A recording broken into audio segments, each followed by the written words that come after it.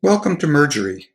Mergery is a simple Google Sheets add-on that allows you to do three things with the data in a Google Sheet: create personalized emails, create personalized PDF documents, or create labels. You can send personalized emails with three simple steps. Step 1. Add tags to the first row of a Google Sheet that has the personalization information. Use the tags to identify the columns you want to merge into an email. Step 2. Add tags to a draft email that indicate where you want the personalization information merged.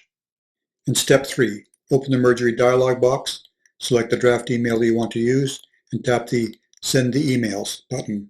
That's it. The personalized emails have been sent. If that sounds a bit impulsive, you can review the emails before you tap the Send button.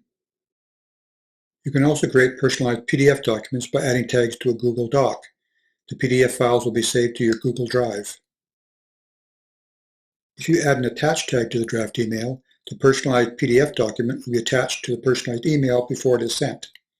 In the attach tag, you specify the URL of the Google Doc and the name of the PDF file that you want created. You can also create mailing labels from data in the spreadsheet. Only 2 steps this time. That was a quick overview of Mergery.